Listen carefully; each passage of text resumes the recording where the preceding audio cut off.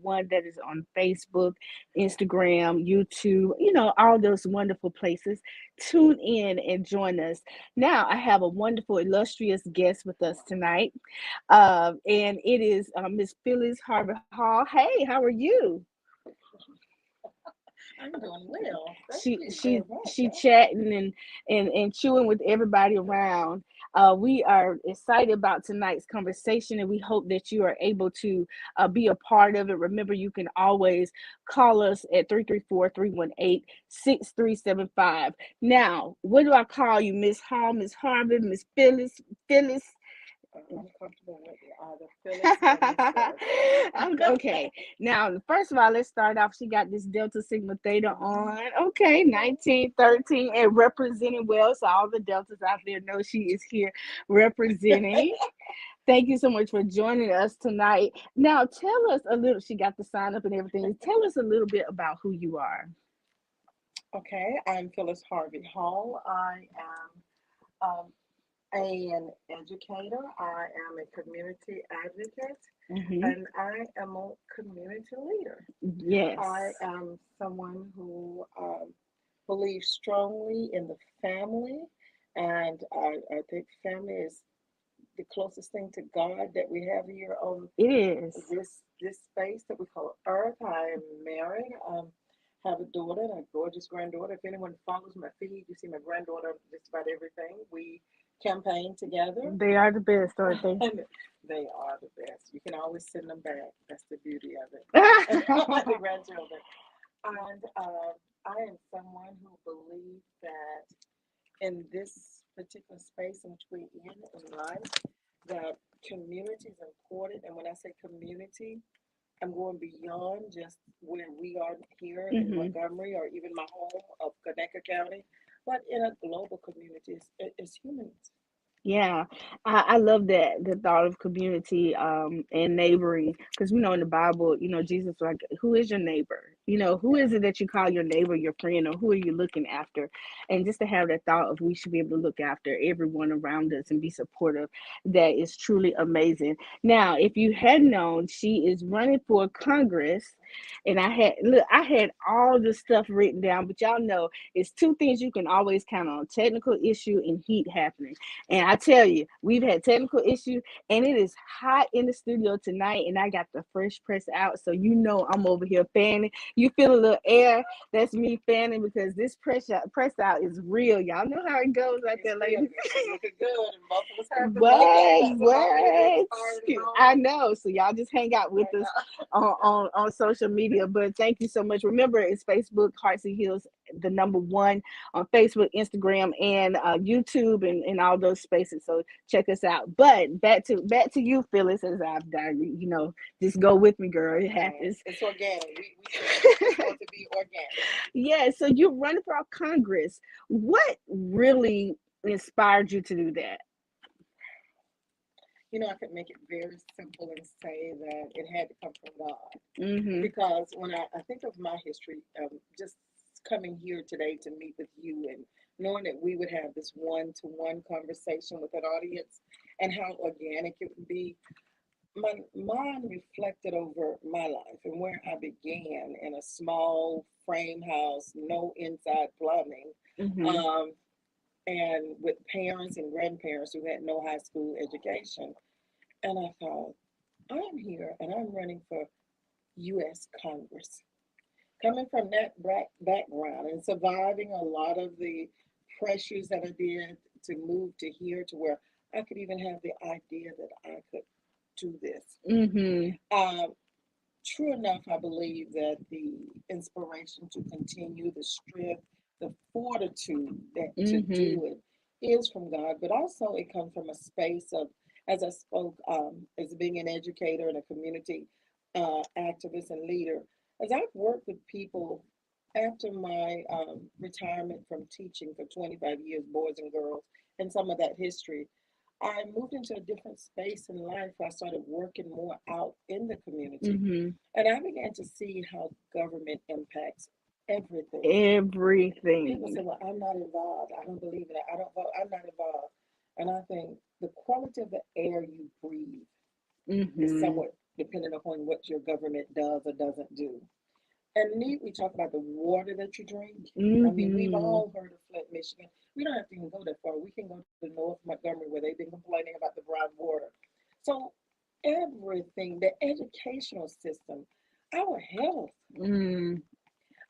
taxes, Yeah, everything. everything is coming from that space of government and impacts us.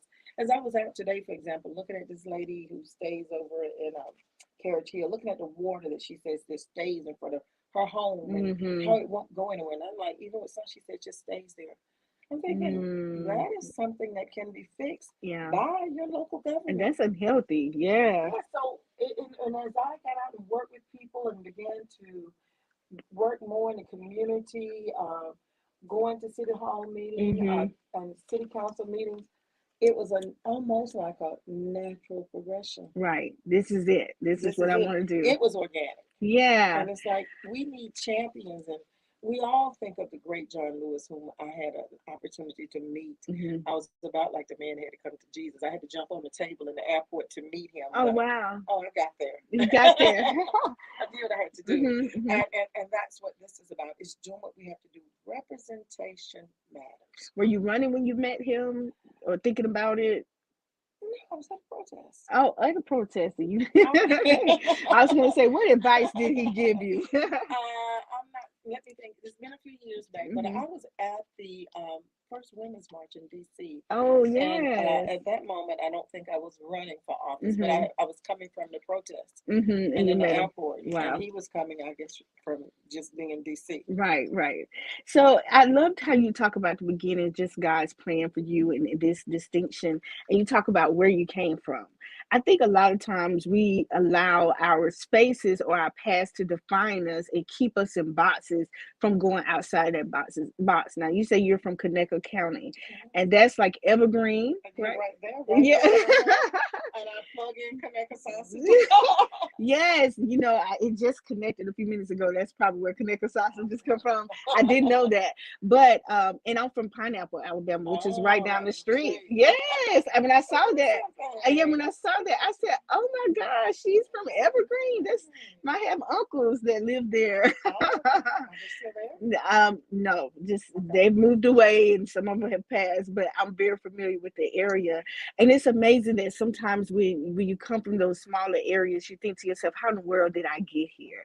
Have you had that moment of how in the world did I get here? I had that moment today as I was telling you coming here. And a lot of times when you sit, when you're in your moments with a campaign and you're Yeah. looking at what all of the steps you have to do, the strategizing to win and where you need to go, you think, am I crazy for doing this? Mhm. And Mhm. the doubts would come, but you know what? I'm a believer in faith. Mhm. And I Mhm. believe that it's with faith and work that we persevere. Oh wow! I was going to ask you where you drew your strength from. So it's your Faith, faith. faith. So how does your husband feel about this journey that you're on? My husband was, this is not my first race. I Mhm. ran for this race 2 years ago. And Mhm. I hate to say, we fell forward with the race because Mhm. Mhm. I think most people were just amazed at it's like you can run for city council, you can run for a local office, run for school board, which I've Mhm. been told and influenced to run. But we don't think about running to the highest land of the Right. court for our seat of our government. So my husband with that fear, and all of us come from small towns. He's from Oh. Elba, Mm. Coffee County. Okay. Okay. So he was not on board. He's like, this is not the life we signed up for. And I'm like, Mhm. I know, but my husband stays in the background. But when I tell you he has stepped up and he Mhm. supports Mhm. and he has changed and he's like, I'm not involved in politics. I don't even want to be, but I am. Yeah. So my husband is supportive and he's like, I'll go work and I'll help you do some things and I'll Right. keep the house going. And You go you'll do you this. do. But he's with me when it all counts. He's talking to his Right. friends, and he says that basically he's engaging in a lot of spaces where he didn't think he would have to engage. Yeah. My husband is a former fireman, and a lot of buddies that we find don't share our political views at all. Mhm. So Mhm. that has been a little point of contention, Right. but we move on and he's moved on and we're enlightened and we learn and we Yeah. continue to learn, Continue to live and continue to love. That's the most important thing. That's love is all you need, Mhm. honey. Just stand together because love covers a multitude, right? Yeah. So I want to talk about. I want to go for a second and talk about you deciding that you wanted to run and deciding to run as a Democrat. Why was that important versus a Republican? Oh, I just had this conversation too. God is good. um, we have two parties, as we know, major parties here in the Hmm. U.S., Republican and Democrat. And I'm a woman, and I come from a place of poverty.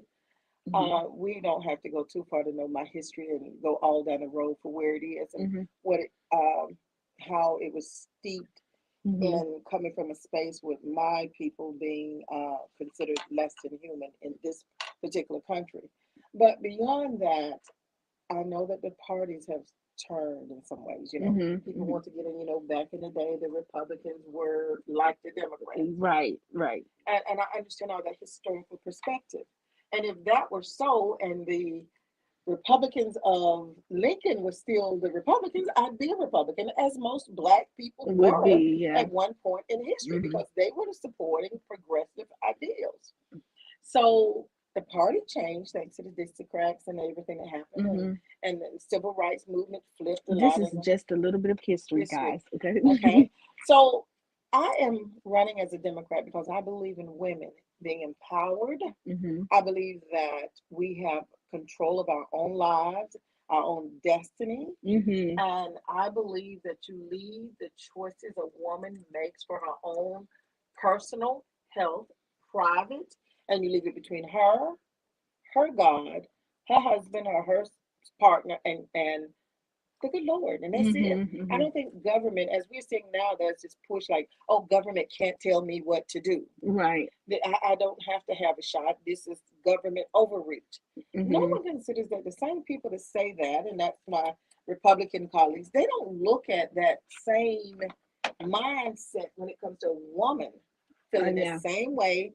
You don't want me to ask you whether you had a COVID shot? Don't ask me what I believe about a woman's right to choose what Hmm. she Hmm. does with her body if she decides to actually terminate a pregnancy. Yeah, I've had so many conversations about that because sometimes people believe as a believer, because again, and this may not be true in every situation, but sometimes you know Republicans to be more evangelical type of commitment, and so again, this is not something that I'm saying. This is something that's really kind of nationally known that Republicans are more of some evangelicals, and we know that the Republican Party believes that no abortion should be illegal, and we have had shows to talk about abortion here.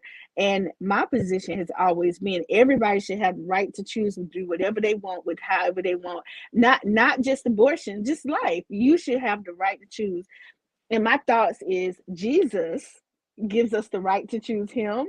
So he doesn't force himself on you. He doesn't say, hey, you better love me. He says, here I am. Here's an opportunity. This is where this is who I am, my character. And I want you to be, you are my daughter. You are my son. I want you to come here. But he doesn't say, hey, you better serve me. You better get on that ground. And some of y'all, he probably need, no, just kidding. Well, see, when you get there, that's one aspect. And like you were saying about as a choice in an Yeah. evangelical world. Now, we have to know history again, Okay.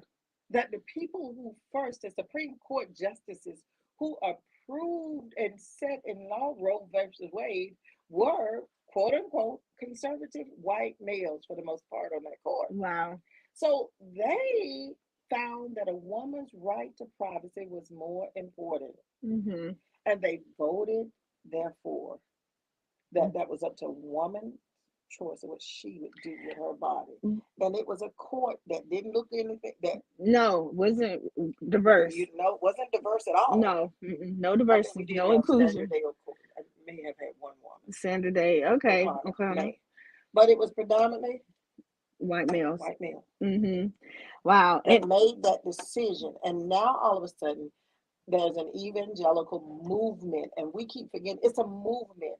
And that movement is a long-term strategy to make people buy into voting a particular party mindset. Mm-hmm. And it's just a strategy to get voters. It I is not mean, even really about the women, because then they just found a recent legislator who took his girlfriend to get an abortion, but he's against an abortion. yeah, And we've seen case after case after case of the hypocrisy. It's just yeah. another long range tactic to play in people's mind. My God. And then let's get it all. Let me say this. Stop committing adultery. Abortion becomes a what? Moot point. Yeah. I'm like, you want to condemn sin? Let's condemn it all. Yes, fornication and Let's go on into Exodus. See how many of us really willing to live there. Woo, I'm Ooh, trying. okay. It's a hard test to do. But they want to pick one thing. But it is. It. I'm glad you say that, because a lot of times when we talk about political things, one of the first things they throw up is that, hey, I'm against abortion, or and I really dislike that, because I feel like there are a lot of programmers I really dislike seeing people, and we're not gonna harp on this longer, but my thing is, stop me on the side of the road yelling at folks about what they should be doing, shouldn't be doing. That's the most harm. We can murder human beings walking. And girl, we can yes. talk about who's this? Which state didn't want to get a firing squad back in? Yeah. Oh, listen, I'm glad you're already there, because I was just going to, transition to that criminal justice. Here we have a broken criminal justice system that we need to fix. And I'm talking about on all levels. And no, I'm not for defunding the police, just FYI. So nobody will say that I'm not for defunding the police. I'm not for all these extreme ideas that we've got to come down the middle, because everybody's going to be impacted in some way. But there's so many other things that we can be focusing on. Important day-to-day things that would improve people's lives in the here and the now. That is impacted by government. Which one of us have died and gone to heaven yet? No, and so we don't know what that totally yeah, like. Yeah. And I was going to tell you this before we get into criminal justice, which is part of my platform, as you know. The other reason I choose to be a Democrat, because the other side of the aisle loves to talk about limited government. Yeah. What they consider limited government. So what is limited government? Only with what people want to. They want to be able to have free trade. They don't want anyone to tell them what to do. They don't want any regulations. Just free to. I don't even think the people who spout that, especially the everyday people, understand what that really means. But I understand it, because as I have to tell them a lot of time, limited government, you take me back 200 years ago, would have left me limited to a plantation. So government has its place. Gotcha. Limited government means you and I would not be voting.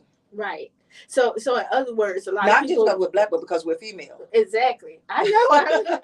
So what you're saying is the federal government creates a lot of rules, and they don't call it rules. What do they call it? Legislation that governs things, so we can have a common ground across the states. But a lot of states want to break away from that because they want to do their own thing, right?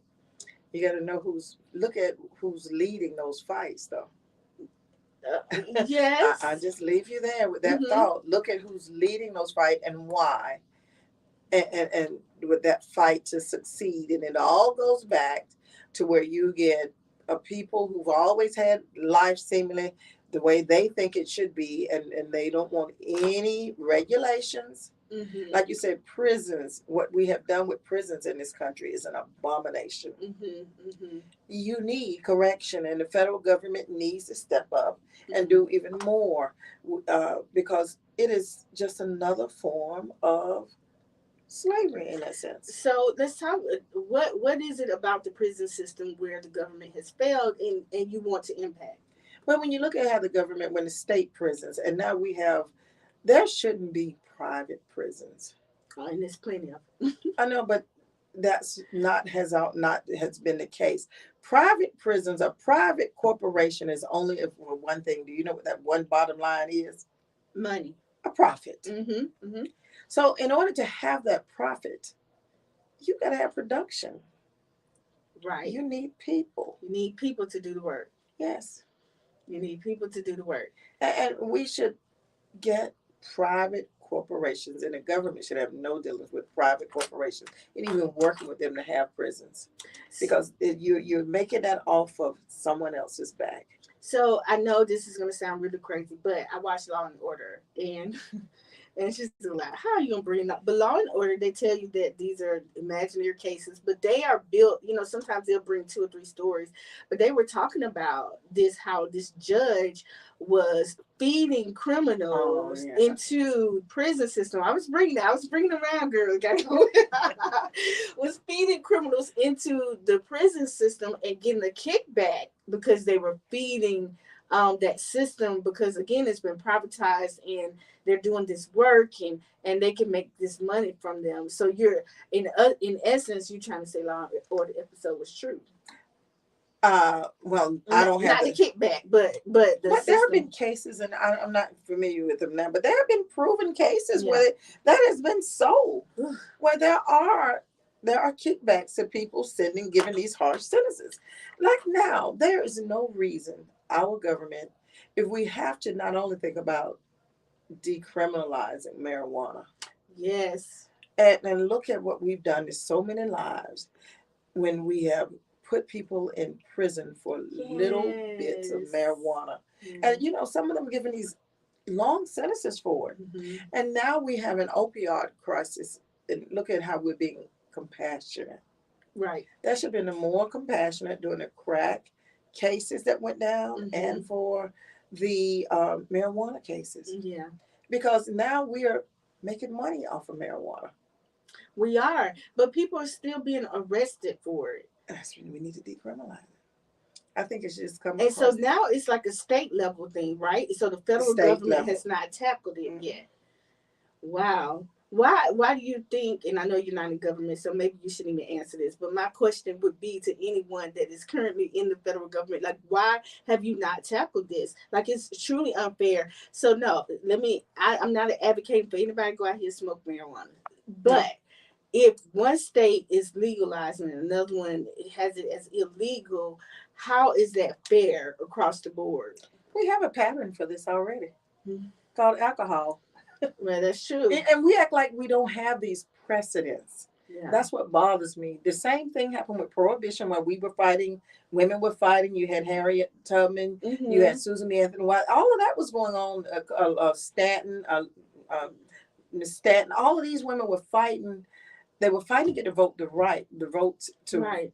the right to vote, but they were also fighting different sides of the prohibition issue. Mm-hmm. So we saw this. They had liquor being made everywhere. The Right. government was illegal. They were rounding people up Mm-hmm. until the government finally had to step in and like, just go ahead. Let's legalize this. Let's They speed the had the process. prohibition. Let's make an amendment and legalize it. Right. We act like our Constitution is supposed to have been something made hundreds and hundreds of years ago, and it's supposed to stay the same throughout this whole time space of life. Mm-hmm. You can't have what was going on in the 1600s to be the 1700s to be the same now. Right, because it's modern. And Yeah, times have changed. and even you notice that when it comes to a lot of the internet issues, I don't know how much you guys follow that, but there are a lot of issues, commerce issues when it comes to the internet part, because our constitution does not address it. It's not even inclusive in that language, because they had no idea hundreds and hundreds of years ago that the internet would come. Hence a lot of reasons why we have companies, big companies like Amazon, that's taking over places they should not be. But again, that's my finance. The loopholes and now because of government hasn't caught up with Yes. actually with What's time happening. in the 21st century, and that's a lot. So what we see now, all we've got to do is do exactly make another amendment like we did for the alcohol and put it in for the marijuana and So move on. you're for it. You're for legalizing marijuana. I am, because of people. States are now making millionaires are being made in Colorado and other places Yeah. because of marijuana. So So you might as well make it legal. make it legal. I think it'll be cool if someone would be able to help these people who are already doing these things, help them to be able to do it in a legal way. Also, like the people who are selling and all this stuff now, you You mean are. the street Yeah, pharmacists? the street pharmacists. If we can get them a way to do it, because I think Also, what is happening, and I've seen this in other states, the people who are selling it illegally are the ones who are now kind of getting bit by it because they can't sell this thing anymore, or people are going to other places and getting it. So if we can help, and again, I'm not all for, Well, the don't be out state there now has, smoking. there's a lady here, and I forget her name, but she's actually conducting a study and she's leading the way with trying to train and get people ready. There are different Oh, um, good. startups and people who are working to try to make that transition. But we got to get a law first. Like the state of Alabama has to make a law, or the federal government has to make a law to make it legal here in Alabama. And if you do a survey and it crosses lines, like you were talking about the Democrats and Republicans. Republicans, if you do any really critical survey and you do a survey, you're going to find out more people in Alabama, whether they are Democrats, Independents, Libertarians, They don't care. they're Make it like legal. supported. Like we all want a lottery. We are all for that, but the people we elect have their own agendas, and the lobbyists who are feeding them and the big corporate entities Yeah. keep them from doing what we want them to do. So So what do you do about the people who are in jail right now for marijuana? What do you do? I mean, if this ever becomes legal in a hypothetical situation, and even for the states where it has become legal, so do you release those people? Do you put a you start a program in? process to Yeah. start making a transition out for So them. legalizing marijuana has so many impacts because again, you could talk Well, about you once you legalize it, you could talk about building in spaces where people are already doing this type of thing and help them do it in a legal way. And then you can also talk about creating this pipeline where people are really being reformed to come back out into society because this thing is now legal. I mean, so many different aspects to just legalizing it, right? but we are when we put our minds to it. When there's something that's really, they did it with alcohol once again. Yeah. Yeah. So you think about all the federal laws and the people who've been locked up. There is a way, if there is a political will to do it. Right now, we're fighting over issues politically that don't affect people's day-to-day lives. And in our great state, we're fighting about immigration. We're fighting about Mm. people having their quote unquote Second Amendment right to have a gun, which they've always had the right to have a gun I don't since then. So understand we're that. fighting over things that don't matter just to build points and to call somebody a liberal or to call somebody, I don't know what's the other word. Conservative and liberal. That's what I it hate the is. word conservative and I dislike the word liberal. Yeah, I dislike it too. You're just a liberal. What does that mean? Because I think you could be both. I can be very conservative in some things and very liberal in others. It's about being able to balance that and then understand. I think sometimes the government, we don't come to the table trying to understand a point. We just want to prove our point. So how can you, knowing that going in, how are you what are your thoughts about approaching that situations to get some things moving in some of the directions? Because we're going to talk about some of the other things that you want to do. But how? Well, the point of it is you can't be, I'm not so much focused on a conservative or being a liberal, but on people. If we really put our focus on improving the lives of our people being all of us, regardless of race, Mm-hmm. religion, various creed, but improving the lives of everyday people here in our state and in our country. We are almost, can't say the richest nation on this earth. We shouldn't have them out of poverty. We shouldn't have people dying because they don't have enough health care. Healthcare. Yeah. We have here in this state a governor who, while she's walking around making all these commercials about running against Joe Biden, she could sign on a dotted line and extend Medicaid to over 100,000 people. She could. Yes. It's Because Medicaid. that fund has been there. hmm Those funds have been there for a while. So this is something that would But improve she the. won't do it because it is a Democratic president. See, Exactly. that's what we get called. And until people, I'm not a big fan of Andrew Yang. Well, I do like Andrew Yang, but I have some differences with him. But until we can stop looking at just voting for a party and voting for what's right, Mm-hmm. and looking at somebody who's going to fight the battle in between. That used to be a time when we could work out more between Democrats Right. and Republicans. But it's almost like now we're being forced to almost feel like we need a third party just to break the gridlock. Mm-hmm. Because if you had something that was viable, you wouldn't have our attorney generals going to D.C. to ask our senators not to support Ketanji Brown Jackson. So why is Steve that? Marshall wants to go as some from Alabama, and just this is political theater at its best. Why? Why He's was? playing to a base. It's an election season. He's playing to a hard base of people. And I'm going to say something on this radio that might come back to bite, but that's who I Don't y'all bring this back, right? am. There is a group of people that Steve Marshall and other, I call them Trump Republicans, Mm-hmm. because there is a difference between I have people that I know who basically are Republicans, Mm-hmm. and they still have some medium ground, Right. and we disagree on a few points, but they still understand that some of the things that went on in 2020 were wrong, Right. and they understand that You mean like the Capitol rights that the they? Capitol riot, January 6th, the insurrection, Yeah. and they understand also that that election was fairly and duly conducted. Yes. They understand also that you have a separation of power in our government, Yes, and you need it. and you need it. Mm-hmm. And they understand also that we need a president of the United States that has some degree of decorum in what Yes. he or she allows to come out of their mouths publicly, Yes. Yes. because the world is looking Uh, at all times. at all times. Mm-hmm. And when you are the leader of the free world, because when you operate in that office of POTUS, that's exactly what you are. You have to have uh, a decorum, some manners, and you cannot be up using profanity as though you are a street urchin. Yeah, you're right. I mean, there's a different form. There are different levels to this Republican thing. It's like you have That's your, integrity. yeah, yeah, yeah, and again, I think anything you have to have some common ground.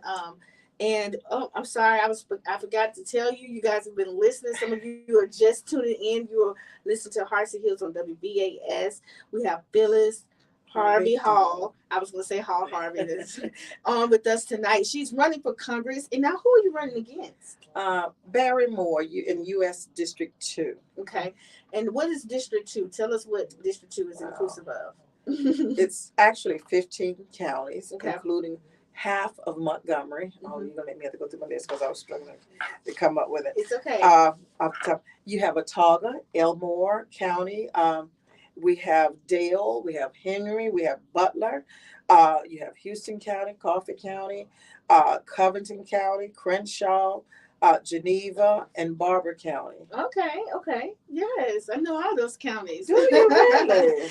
Yes, I have a few people that live in the Greenville area, so I know that county.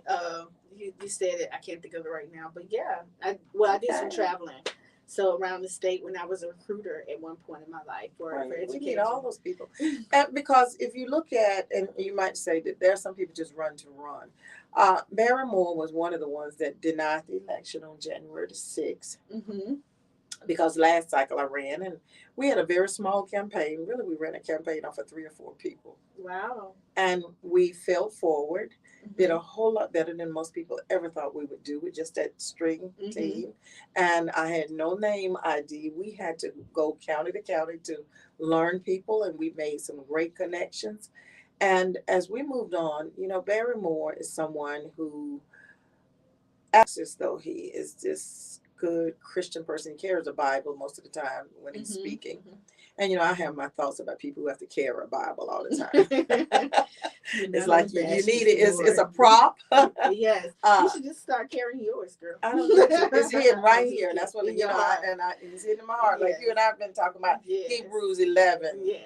and you could go into Matthew 15. Yes. The Bible Yes. says it's not that outward stuff; it's that It's inward stuff. stuff. Yes. Yes. And he's been shrouded in a lot of, I would say, extremism. Mm-hmm. He supported the guy in Kenosha with the gun. He takes these hard approaches once again, playing to a base. Right. But I think after a while, you keep playing to that base. That's who you really are. You know, you keep Mm-hmm. on. And you know, he's had his issues and some things with, even when he was a legislator in the state, his best friend was, as I tell everybody, you have to know, Mike Hubbard was his best friend. And you know what my folks told me? Mm. Birds of a feather. Flock. They flock. I That mean, it's circle. that grouping. And one of them ended up in prison. The other one had a convenience, oh, remembering, recalling of the facts. And the Yeah. jury somehow saw fit that, oh, he just forgot that. That okay, he forgot those details. We Wow. will exonerate him.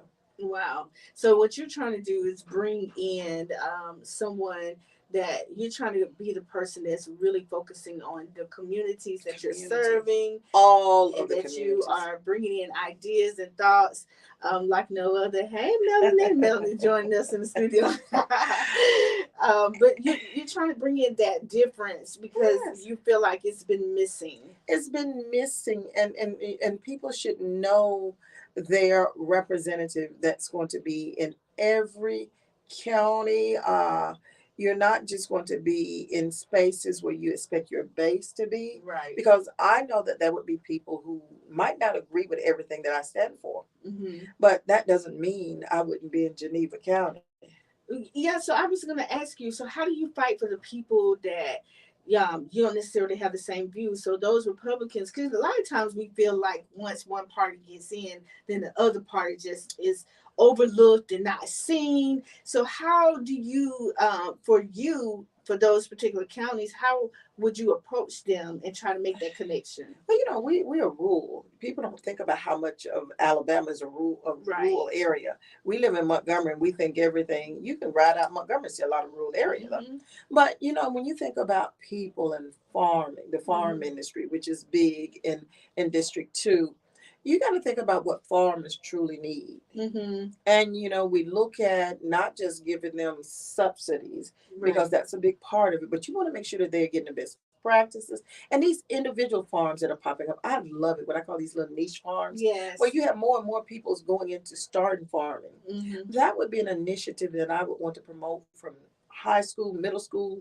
You know, make sure we have Yeah. great 4-H programs, and make sure that our cooperative education programs are Mm-hmm. thriving, So because feeding the industry. feeding it, we all need the food. Mm-hmm. And getting us to a place where we are not just having these huge corporations buying up farms Right. and then feeding us the crap that they feed us, because that's exactly what they do. When you Wow. talk about Monsanto and all these big farms, all they're doing is putting chemicals in to make everything have a shelf life. Right. They're not concerned about the best practices, the land. It's Mm-hmm. profit. So making sure Mm-hmm. individual farmers can continue to stand. Mm-hmm. Make sure that they have workers, and that's another thing. Make sure that the people are there to grow and Right. to have the To work farms, the to work land. the land. Mm-hmm. So I would do that for all of the districts, because I think farming is important. You want to look Yep. at also making certain that we have a workforce development. I Um, love it. yes, Mm-hmm. it's Workforce it's development not is important. Republican. It's giving people a chance to have a slice of that American pie. Yeah, a better life, Better right? life, better quality of life. You shouldn't be born like I was born in a house with no running water, and that's your life, and you Oh, become girl, so that's my used to that. story. That's my story. And I'm quite sure I'm younger than you. So I was born in a house where there was no Without, running water. yes, Yeah, and we still have that here in yeah. parts of Montgomery, I not proper know. suit. I So know. that's what I'm about, improving Mm-hmm. people's lives, and I think we can all be better for that. I was reading your bio in preparation for the show, and one of the things I really appreciated was that the first generation experience that you had in graduating high school, Yes. then going to college and finishing college. She finished at the Alabama State University. Go Yeah. Hornets! Go Hornets. She finished right here at ASU. ASU. Oh, she's doing the chant. You know, I'm a half Hornet, half Bulldog. You know, yes, my family, my father-in-law, they adopted me into the Bulldog Nation, so I have to support I them when game understand. day. But any other game, I got you covered. Right, those Hornets. But so when we talk about moving things forward, there are a lot of students that are still considered first gen students where their parents did not finish high school and did not finish college. And I know that you would necessarily have direct impact on local schools, but what are some of the things, how would you impact, changing? I really want us to get rid of that terminology first gen. Like, I feel like that's a good terminology in defining programming, but it can be bad and it can have a lot of pressure when students are going into these places, and they stand up and they're labeled as this first gen because their families did not graduate or did not go to college. And I know it's valuable in its own spaces, so I don't want to debate that. But I want to know what are some initiatives or what are some things that you would do to encourage people to go to college to make that change in their life. And you look at that from the standpoint of someone being a congressperson. You have in that space, you have constituent services. You are able to actually work with other Congress members, and you are able to get some appropriations Mm-hmm. for funds to come to your district. And another thing is that you can create initiatives and get them funded. And Mm-hmm. I would like to see that, like with a program where we would start an initiative where it would take looking at really putting enough counselors in schools Mm, so that they that would can be give good. you the information you need to Mm-hmm. form an actual committee to look at these families. How many families do you have that we know there's probably more going to be in the Yeah. Black Belt counties, which I've named some that I have in my Mm-hmm. area. You would need to get the actual data from that. And then when you get those families, there's a way for you to build out a program called something like Excel, Mm-hmm. where you build these families and you work and support. You put in place a program, an initiative funded to build these families, to support these first generation students, making sure they have access to the information they need. Mm-hmm. I didn't have access to know how far in advance to fill out my college applications, to Sure. apply for the scholarships. And it's still really hard. I have a son right now. He is 16, and he's at that college age. Mm-hmm. And even though I work in education, I work in higher ed, so I know the steps to go through. I just expected to receive something about college, about anything, and there's been no communication. And that is the value of guidance counselors. Mm-hmm. I don't know if anybody's ever really thought about that, but guidance counselors, they do counseling. We do need to have that mental health part of things, but we also got to have that guiding Guidance. part. That guiding. Mm-hmm. Let me help you with getting into the right positions. Why aren't we, doing these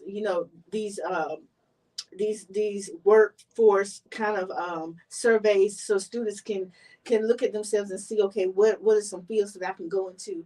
How do we program it? Because I remember one time, and I went to, because I recruited at smaller schools too, and I went to one school and they did do a survey. Mm-hmm. So good job for that. They did a survey, but this one particular survey that this guy had, he came to my table. He said, well, I couldn't even go to your school anyway because my survey said I should be a mechanic. And I said, was that the only career on that? And he said, no. But my teacher said, and then she only directed him to the mechanic. And nothing's wrong with the mechanic, but the teacher directed him. And so this is the point that I'm making. You have to be able to connect things, because when you think about a mechanic, what does a mechanic do?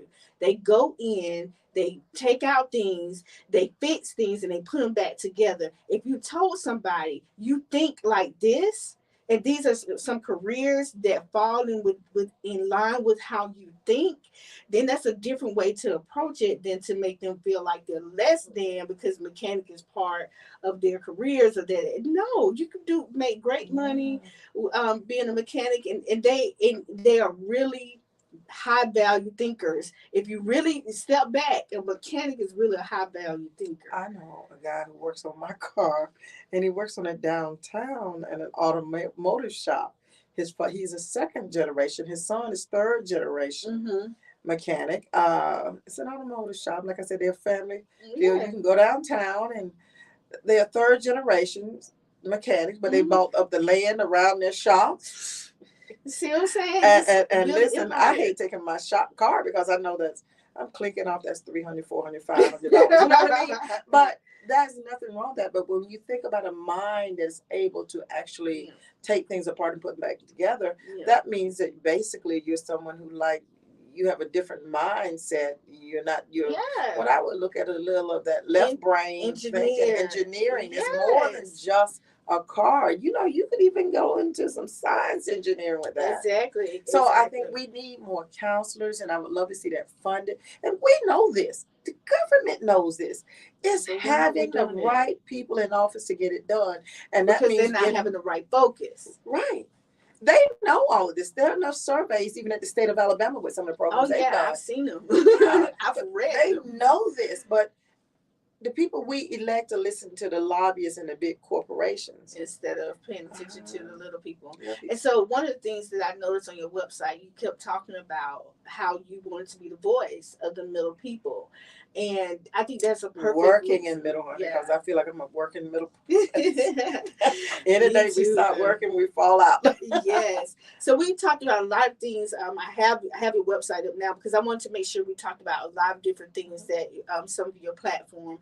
And just for those of you who don't know, some of the things that you want to work on is veteran affairs, increased support for mental health, which we need, expanding Medicaid. We talked about that. Rural hospitals, which is really valuable, supporting cost of living adjustments for the elderly. It's a shame right there what we Yeah. have done to our elderly who social security wages were not that high, and they're living off little bits of money that I can't live off of, and we expect them to live off of $1,000 a month. Oh, I don't know. And they worked hard. They had hard labor back in those days, some of them. And the wages were stagnant, and that's what your social security is based off of. So you were working off of $4, $5 an hour. You're now 69 and you're drawing a little social security. Which is nothing. I mean, back in the day, receiving that money was good, but yes, now but today, inflation and yes, yeah, and these people work. They worked, yeah. and now we're expecting them to live off that little money and make choices about their medication. There's just no way for us to treat our elderly. You're right. They have paved the way. They paved the way for us. Yes. So we have to be able to give back. And I say that with my students. I'll say, look, I'm trying to pave the way. I need you to pay for my Social Security. Go to work. Because it's a pipeline, right? Yes. It's a pipeline of making sure that we're preparing. Also, criminal justice reform. We talked a little bit about prison reform and legalizing marijuana. We did not talk about police reform, but that's one of the things that you want to that you have on your platform. And like you, I am a neighborhood president in Montgomery and Gay Meadows area, and anyone over there knows that I don't mind calling the police if something needs help. And I have a good rapport with the police, and I support them. We did a banquet dinner where we invited them in, a Thanksgiving dinner we gave to honor them. We wanted them there to show them we appreciate them for supporting our community. And that is one of the things I believe, but we also need to make sure that policemen have proper training and that they have something what we call not just diversity, but sensitivity. Yeah. Yeah. Because they need to know that when they see my grandmother, they see an older one of us, treat us just the way you would treat any other female or older woman. And think about this, and as someone said, just always close your eyes, and not close your eyes if you're on the floor, but always think of that person as your family member and you treat them, how you would treat that. Right. If that person is even committing that crime, and sometimes we have people in our families that commit them, how would you want that person treated? Yeah. Lock them up, yes, if necessary, but would you give them the benefit of that doubt before you would do some extreme measures in policing? Yeah, this one video I just saw recently. We won't go down this path because we can stay here forever. But this one video I saw with two teenage boys that were fighting. One was white, one was black. And the police, they were in the mall, and the police officer, the white guy, started it, and he was hitting them. He hit him first, and the black guy responded. He was actually one sitting down. And when the police got there, they arrested the black guy, put him on the floor, handcuffed him, and the white guy was just sitting on the sofa like, they're not going to do anything to me. And when I say not one police officer touched him. So I say that to say, when we talk about sensitivity training, we're saying being able to look at a situation from a view of not just your biases. It's really just eliminating biases when you're in a job. Like when you cannot go into these spaces that you're serving a community and say, I'm going to be biased against one person. or I'm going to have a judgment against one person, Yes. because you never know what the situation was before. You have to be able to go in and be open to what is happening and really listen and focus. Maybe both of them, they both were fighting. Maybe both of them should have been handcuffed and put to the side, but Both of not, them are fighting. Yes. yes, not one because the other. So it's about eliminating that bias within the programming of the training. Training. If going back to just the basic of training, just at that point, including some of those bias and those sensitivity things, those inclusion things, not just diversity, but some inclusion things, some mental health things. Those are things that we could do to help better prepare our police officers. And in this country, we are seeing a shift. Not in we move forward, Mm-hmm. but there's another group of people who are feeling, because of the changing Right. dynamics and demographics of our country, there's this fear of, I don't know if anybody's ever heard of, and it's a fear that as the country changes a little bit more in the numbers and the population Right. and demographics, and you see whites not being the majority Mm-hmm. population, that is bringing anxiety to some white people, that they are calling it white replacement. You've heard of that? No, They're, if not, look it up. I'm Yeah, gonna have to. I've look heard that of up. white fragility and all these No, other it's replacement. replacement. And as someone who has friends, and this is what I need the audience to know, my friends don't all look like me. I like a diverse group of Great, people. me too. And because I look at all of us as just humankind, We are. and I like learning about various cultures, and we get to know each other as humans, because Yeah. that's the key. Yeah. Well, with that white replacement, they're afraid that history could try to reverse and flip itself and do like the reverse. Mm-hmm. Whereas before, a minority group of people, especially in the South, had slaves and were controlling them. I had somebody who is my friend, who is white, lives in Montgomery, in a horrible conversation online, just back and forth about issues. And she's finally just said, well, Phyllis, what would you like? Would you like to really just reverse everything and you actually have enslavement, white people? And I'm like, well, I couldn't. In other words, Yeah, I what get the heck it. were you Yeah. thinking? You and I having a conversation, and it did deal with race and black and white. But what makes you think I would ever want that? All No. we're fighting for is to be considered. And I know people like to say equality is a hard reach, but to be considered as equals. That's all. And have some equity. And some equity. Yes. And that's it. No Equality one and wants to go equity. back to where we want to treat others the way we have been treated. No, I don't think. Oh, that no. Well, no, I'm saying from This a came from black. a friend that I've had dinner with. And No. I'm spaces. saying from a black perspective. I don't think any of us are saying the place of enslaving other Oh, people. of course not. We just, at this point, it is all about just being included. Because before, if you think about it, it has been an exclusive group. There's select people. Keep that word exclusive. There's been a select people who have defined what beauty is, who define what who can get jobs, who have created the etiquette. All these it's a group of, they set these standards. So what's happening now is that we're saying no, that's not what beauty is. This is not, beauty looks different in all different spaces. We can have all these different etiquettes in different spaces. So what we're saying is just be open to the change. Your world doesn't have to change because your world is your world, but that what you do have to do and be able to see is that there are other ways to view life. To have people involved and engaged in that. Not everybody wants to sit at the table, with the forks and the knives in the right place. Oh, now wait a minute. I'm a big believer in that. I am too. But just because family time at the table. But just because I don't know how to do that doesn't mean that I'm not valuable and that I'm not. I shouldn't be engaged in the conversation. He told us 5 minutes. I can't believe this is going. But we need that table setting, you all. I do. I do believe in that, and I've had my son do it like 100 But times. that's just trading. You know, at one point you have to think we didn't have time for those nice things like that. But who set that standard though? Who said that was the standard? See what I'm saying? That's what I want to get back to. Okay. We didn't set the standard for that. Other people set that standard. Right. European standards. Yes. So even European beauty, I mean, all of those were standards that were set by other people. And so when we want to come to the table, we got to be able to come to the table with everything. You're right. I didn't think about it in that term. You're schooling me a little about I'm that. just trying to get your perspective. But you know, that's when they say we've been what's the word? Conditioned. Oh yeah. Conditioning is another Get Out moment. Yes, we've been conditioned. I don't know if you ever watched Get Out, but it's amazing. Listen, I did.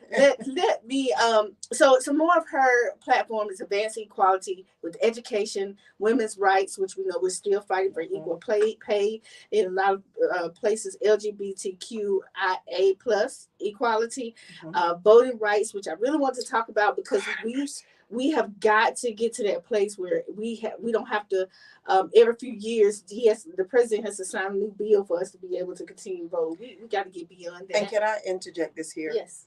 Until we minority people start learning to vote in primaries, showing up not just every 4 years. We think that the only time you really need to vote is presidential year. The most important decisions we make for setting up for the next race happen in the midterm. What was that rapper that set up this whole thing? And he did this whole thing about how we don't understand congressmen. That is not the president.